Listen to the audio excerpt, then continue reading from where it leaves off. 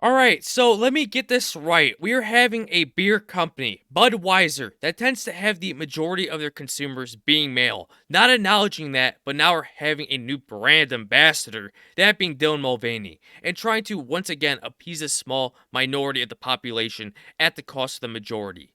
Anyone that has a brain and a normal IQ will see this video and not like what they are seeing. Just something off putting about it, the way Mulvaney smiles and dances around, acting like a child holding a beer can in a bubbly bathtub. Something just so off putting about that. And the levels of disgust that we continue to see in the West here just keeps getting higher and higher. And none of these companies ever learn. You had Gillette a while back have a commercial that essentially was about toxic masculinity, spitting once again on their consumer base. And what happened? They received major flack for it, and the brand's reputation was hurt to an extent. And while Bud Light seems to me that they haven't learned, just as we've been seeing with many woke companies, especially in Hollywood. And we're going to get into this video, but viewer discretion is advised because it is pretty disturbing and very uncomfortable to watch. The estimated hold time is now less than 96 minutes.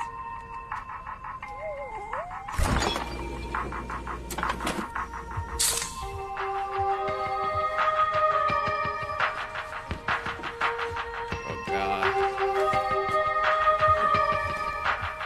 Ooh. God. Oh! Hell no.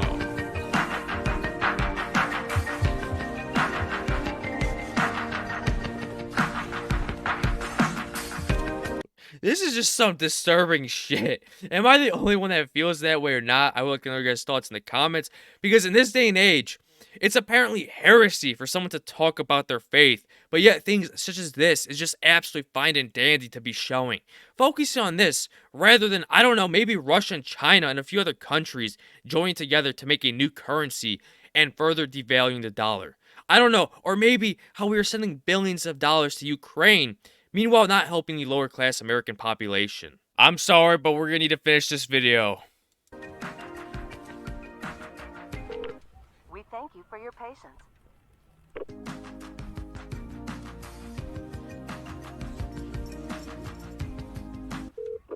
Sorry, are you still there? Yes. Okay, please hold.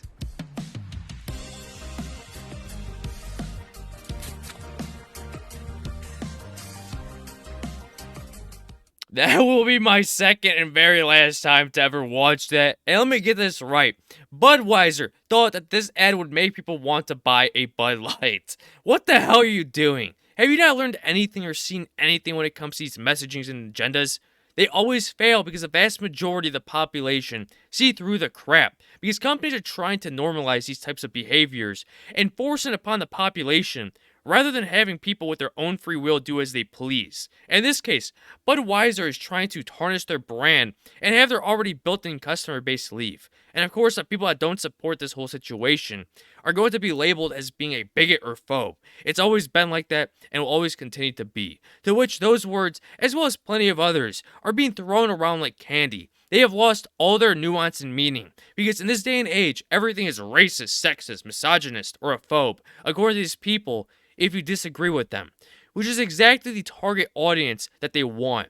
And we're seeing this whole agenda starting to take over everywhere. Sports, such as hockey, with the whole Jersey dilemma, and especially with Hollywood and the new movie releases. And Matt Walsh responded to the whole situation saying this: the good news is that Bud Light tastes like rainwater that someone siphoned out of a tin bucket, so it should be very easy to boycott.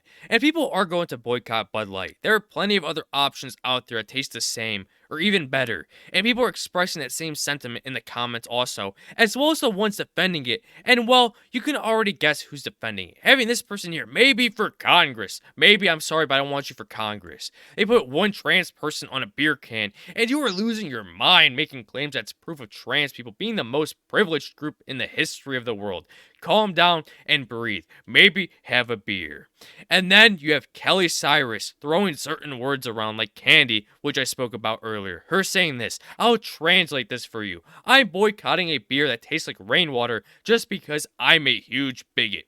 That word has lost its nuance. I'm sorry. You literally had people who wanted to play a game, Hogwarts Legacy, being called a bigot or transphobe for supporting a game that they wanted to play, supporting the dev team.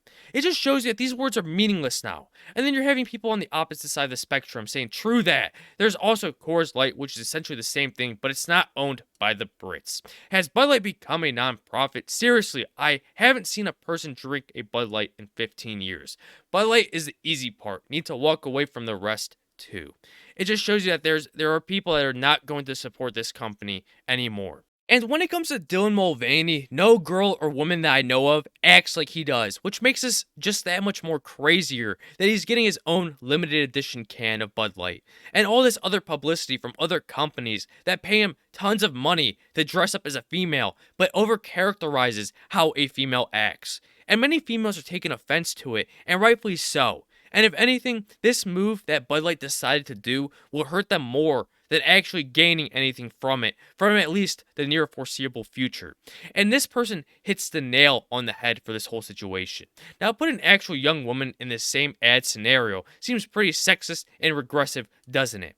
And it's funny because this movement that we are seeing sees this as liberating and extremely progressive, which is screwed up, especially with what Kate D here said about this being sexist if an actual woman did it, which is what Dylan Mulvaney identifies as. Essentially spitting in the face of women who aren't transitioned because they're not allowed to do this, but yet here we are, they are allowed to. And with all of that, I'd like to hear his thoughts in the comments below, and don't forget to subscribe, like, comment, and share, and I'll catch you on the next one. Bye-bye.